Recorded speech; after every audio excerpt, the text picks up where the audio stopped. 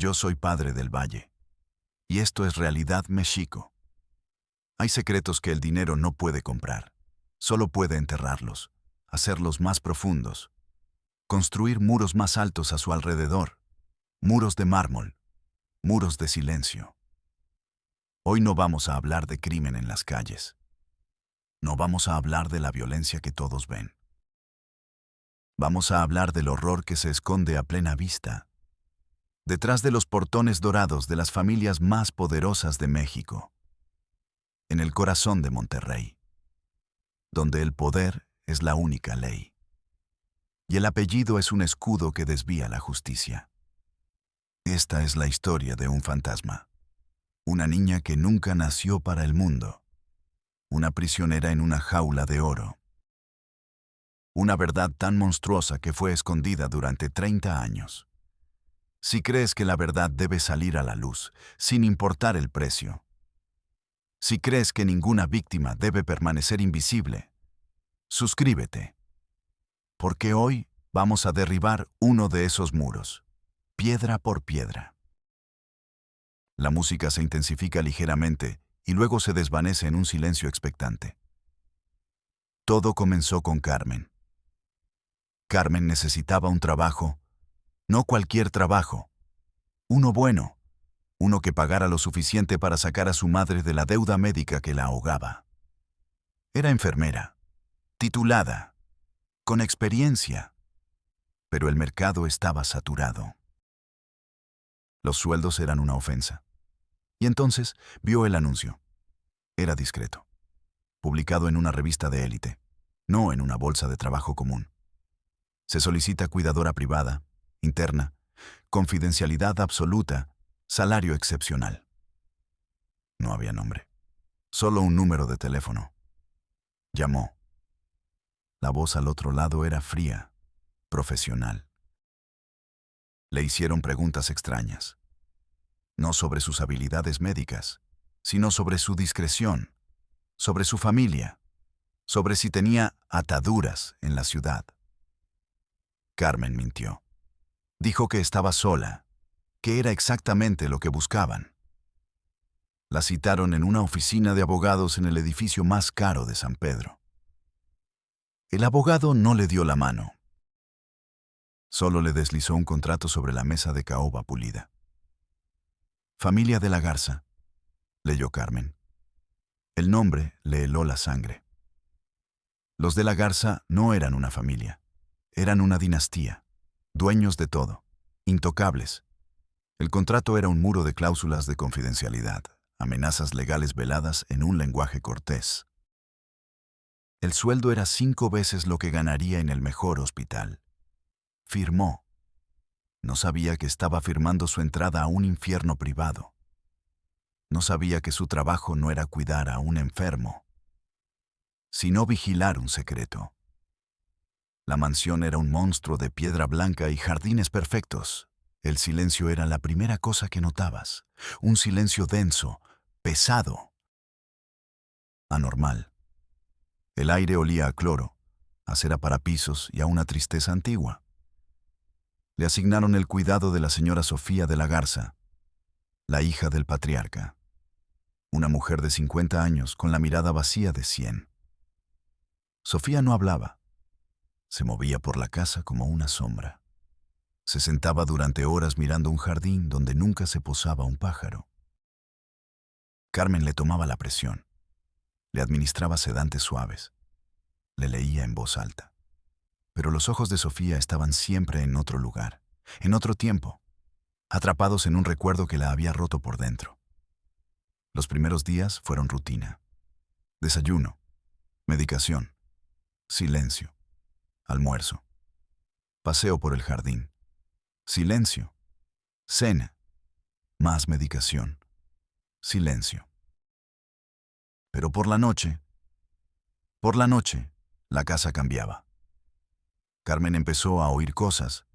Un llanto suave, casi imperceptible, venía de arriba, del ala oeste, un ala que le habían dicho que estaba en remodelación. Le prohibieron estrictamente ir allí. Por su seguridad. le dijo un guardia con una sonrisa que no llegaba a sus ojos. También oía música.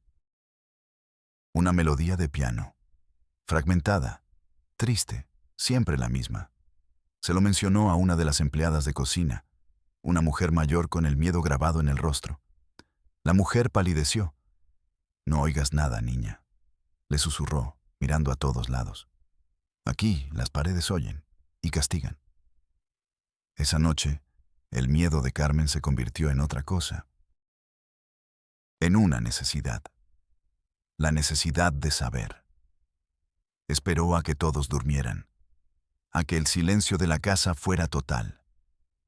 Se deslizó fuera de su habitación, subió las escaleras de servicio, con el corazón martilleando contra sus costillas.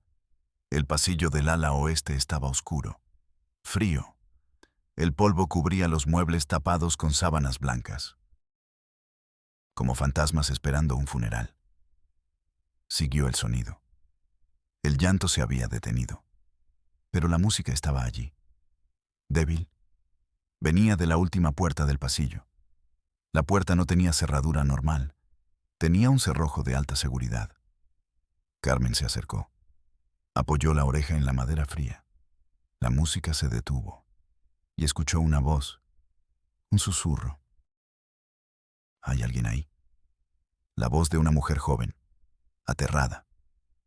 Carmen sintió un escalofrío que no era por el frío del pasillo. Era el frío del descubrimiento, el frío de la verdad prohibida. Volvió a su cuarto, temblando. No durmió. Sabía que algo estaba terriblemente mal en esa casa, y ella era la única que parecía querer verlo. Pasó una semana buscando una oportunidad, estudiando las rutinas de los guardias, las llaves. Descubrió que el llavero principal estaba en el despacho de don Armando de la Garza, el patriarca, un hombre de 80 años con ojos de acero que lo veían todo. Una noche, durante una cena de gala, la casa estaba casi vacía. Era su momento. Entró al despacho. El olor a cuero y poder era abrumador. Encontró las llaves. Sus manos temblaban tanto que apenas pudo tomar la correcta. Corrió hacia el ala oeste. Cada sombra era un enemigo. Cada crujido del suelo era una sentencia. Llegó a la puerta. Metió la llave en la cerradura. Giró. El clic del cerrojo sonó como un disparo en el silencio. Abrió la puerta. El cuarto no era una celda. Era una habitación de lujo congelada en el tiempo. Muebles caros, una cama con dosel, paredes de seda. Pero las ventanas estaban selladas, no con tablas, con ladrillos, pintados para parecer una pared normal desde adentro. Una jaula dorada. Y en el centro de la jaula estaba ella, sentada frente a un pequeño teclado electrónico. No era una niña, tampoco una mujer. Tenía el cuerpo de una adulta, quizás de 30 años. Pero sus ojos eran los de alguien que nunca había visto el sol. Grandes, pálidos, llenos de un terror antiguo. Miró a Carmen y no gritó, solo se quedó quieta. Como un animal que espera el golpe final. En el cuarto no había libros, no había televisión, solo el teclado. Y partituras, cientos de ellas. Carmen se acercó lentamente. «Hola», susurró. La mujer no respondió. Solo la miraba. Sus dedos seguían sobre las teclas del piano inmóviles. Carmen vio un vaso de agua en la mesita de noche. Estaba tibio. La comida en un plato, intacta. Alguien la mantenía viva, pero no la dejaba vivir. «¿Cómo te llamas?», Zrenia preguntó Carmen. Silencio. Entonces, la mujer movió sus dedos y tocó la melodía. La misma melodía triste que Carmen había oído durante semanas. La tocó con una perfección que dolía. Era una sonata de Chopin. Una pieza llena de anhelo y desesperación. El corazón de Carmen se rompió en 1000 pedazos. Un frío helado le recorrió la espalda. El sabor del miedo era metálico en su boca. Esta mujer no estaba loca. Estaba encarcelada, abandonada. De repente, la puerta se abrió de golpe. Era Sofía, la madre fantasma, pero sus ojos ya no estaban vacíos. Estaban llenos de un pánico absoluto. Miró a Carmen, luego a la mujer en el piano, y se derrumbó. Cayó de rodillas, sollozando. Unos sollozos secos, sin lágrimas, que habían estado atrapados por décadas. Elena, susurró. Se llama Elena. La mujer en el piano, Elena, miró a Sofía. Y por primera vez, una emoción cruzó su rostro. No era miedo. Era reconocimiento. Carmen se arrodilló junto a Sofía. ¿Quién es ella? ¿Logró? Preguntó, aunque una parte de ella ya sabía la respuesta. Una respuesta imposible. Monstruosa. Sofía levantó la vista. Sus ojos eran dos abismos de dolor. Y dijo las palabras que lo explicaban todo. El origen del horror, la razón de la jaula dorada. Es mi hija. Hizo una pausa, ahogándose con la verdad. Y es mi hermana. El mundo de Carmen se detuvo. Las paredes de la mansión parecieron encogerse. El aire se volvió irrespirable. Hija y hermana. Una ecuación imposible nacida del pecado más oscuro. Don Armando de la Garza, el patriarca, el filántropo, el dios de Monterrey. No era un dios, era un monstruo. Con la voz entrecortada, Sofía compartió los pasajes de su vida. Su narración no era un relato continuo, sino un conjunto de fragmentos, de memorias sueltas marcadas por un profundo dolor. Aquel daño no fue un suceso único, sino un asedio gradual que fue consumiendo su espíritu. Todo tuvo su origen cuando apenas contaba 13 años. Un amor que nadie más comprendería. Palabras que eran veneno envuelto en seda. La familia lo sabía. La madre lo veía en los ojos de su hija, en el terror silencioso. Pero don Armando era el proveedor, la fuente del poder, del dinero, del estatus. Oponerse a él era la ruina. Así que callaron. Todos callaron. El silencio se convirtió en su cómplice. El embarazo fue una catástrofe. Una vergüenza que debía ser borrada. No hubo médicos. No hubo hospital. El parto fue en esa misma casa, atendida por un doctor comprado. Un hombre que luego desapareció del país con una fortuna en el bolsillo. Nació una niña, Elena, la prueba viviente del incesto, la mancha en el apellido de la Garza. Don Armando dio la orden. Ella no existe. Nunca salió de esta casa y nunca saldrá.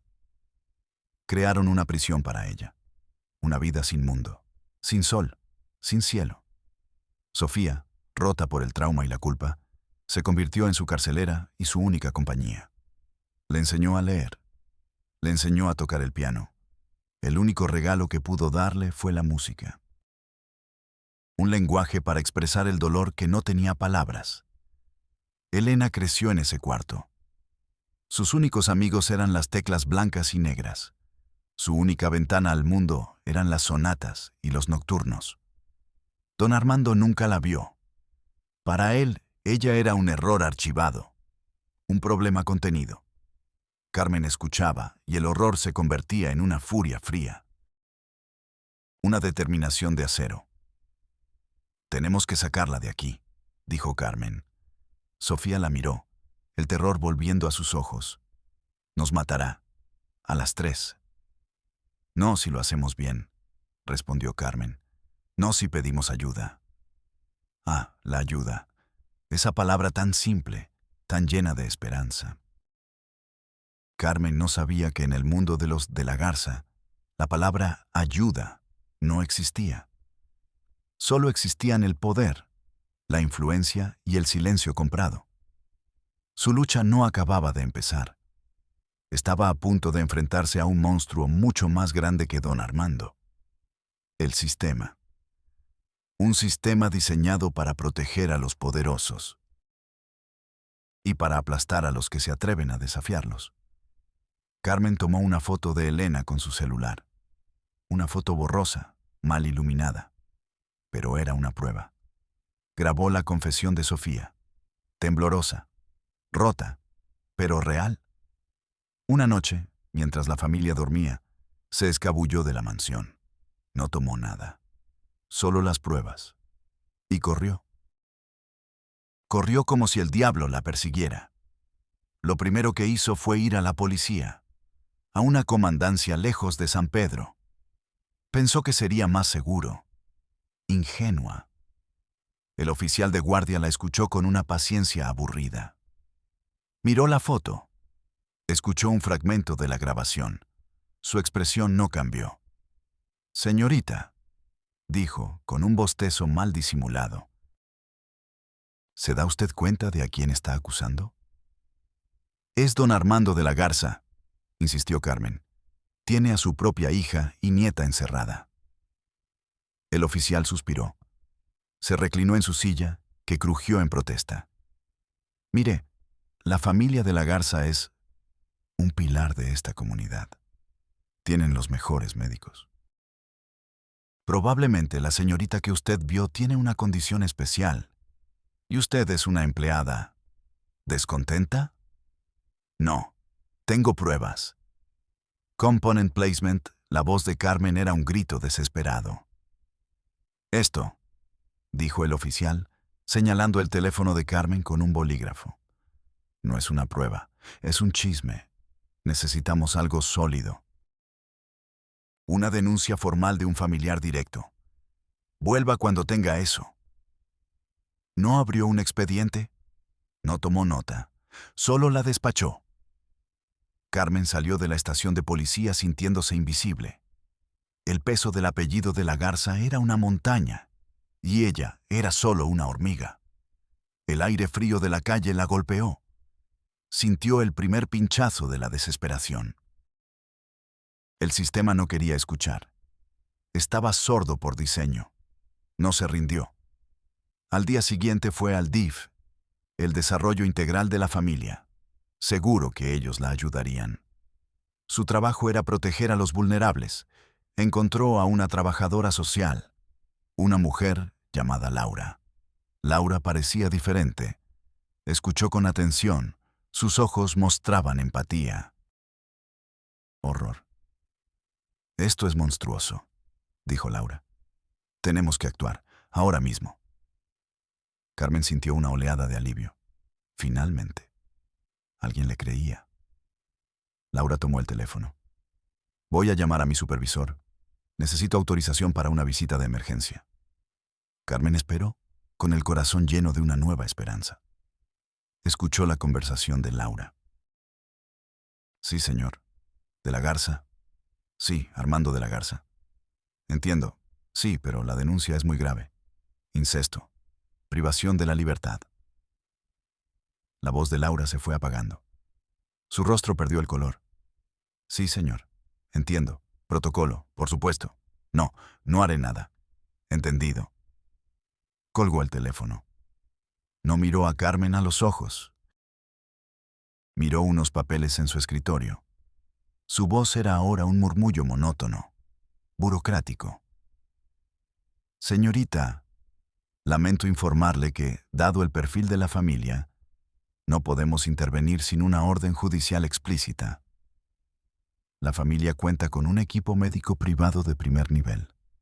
Aseguran que la joven, Elena, recibe todos los cuidados necesarios para su condición delicada». «¿Condición?» «Zrenia», gritó Carmen. «Su condición es que su abuelo es su padre y la tiene encerrada». Laura ni se inmutó. «Nuestro protocolo nos lo impide. Si desea continuar, debe presentar su caso ante un juez. Llene el formato 3C para solicitar una audiencia. El tiempo de espera es de 6 a 8 meses». 6 a 8 meses. El sistema no buscaba justicia. Buscaba ordenar el horror en carpetas, clasificarlo, archivarlo hasta que fuera olvidado. Carmen se levantó. Las manos le temblaban de rabia y de impotencia. Salió de esa oficina sintiendo un frío que le calaba los huesos. No era el frío del clima. Era el frío de la indiferencia. El frío de un sistema diseñado para protegerse a sí mismo. Su última esperanza era una comisión de derechos humanos. Una ONG pequeña, sin fondos, dirigida por un abogado viejo y cansado llamado Mateo. Mateo la escuchó durante 2 horas. No la interrumpió. Cuando Carmen terminó, se quedó en silencio por un largo rato. «Les creo», dijo finalmente. Y por primera vez en días, Carmen lloró. «Pero creerles no es suficiente», continuó Mateo. «He litigado contra los de la Garza antes. Tienen un ejército de abogados. Compran jueces como si fueran dulces. Entierran a los testigos en burocracia y amenazas. Entonces, ¿qué hacemos?», preguntó Carmen, la desesperación volviendo a inundarla. «Luchamos de otra manera», dijo Mateo. «No podemos ganar en sus tribunales, así que no jugaremos su juego. Tenemos que hacer que esta historia sea tan pública, tan ruidosa, que no puedan ignorarla. Tenemos que llevarla a un tribunal más grande. El tribunal de la opinión pública». Fue entonces cuando Mateo me contactó. Me envió las pruebas, la foto, la grabación, el testimonio de Carmen. Verificamos todo. Hablamos con exempleados de la familia de la Garza. Todos tenían miedo, pero algunos, bajo la promesa del anonimato absoluto, confirmaron piezas de la historia. El ala oeste cerrada. Los llantos nocturnos. La tristeza perpetua de Sofía. La verdad estaba ahí, pulsando bajo la superficie, esperando a alguien con el valor de contarla. La música de piano regresa, más fuerte, más insistente. Hoy, la historia de Elena de la Garza está saliendo a la luz, gracias al valor de Carmen, gracias a la insistencia de Mateo. Las autoridades, abochornadas por la presión mediática, finalmente han actuado. Han abierto una investigación preliminar. Don Armando de la Garza ha emitido un comunicado a través de su equipo de abogados multimillonarios. Dicen que Elena es una joven con profundas necesidades neurológicas y psiquiátricas. Que su encierro era un acto de amor y protección. Llaman a Carmen una empleada resentida y oportunista. Están tratando de enterrar la verdad bajo una montaña de mentiras legales. Elena ha sido trasladada, no a un hogar, a una institución psiquiátrica del Estado. Limpia, segura y tan impersonal como una tumba. Pasó de una jaula de oro a una jaula de acero. Sofía está bajo sedantes, incomunicada, en una clínica privada de lujo. El sistema, finalmente, ha actuado. Ha clasificado el horror. Lo ha puesto en las casillas correctas. Pero, ¿hay justicia en eso? El otro día, una fuente dentro de la institución nos envió una foto. Es Elena. Está de pie, junto a la única ventana de su nuevo cuarto. Una ventana que no está tapiada. Está mirando hacia afuera, a un árbol. Y en el árbol hay un pájaro. Según la enfermera, Elena se pasó 1 hora mirando a ese pájaro, inmóvil, viendo por primera vez algo simple, algo real, algo libre. Su futuro es incierto.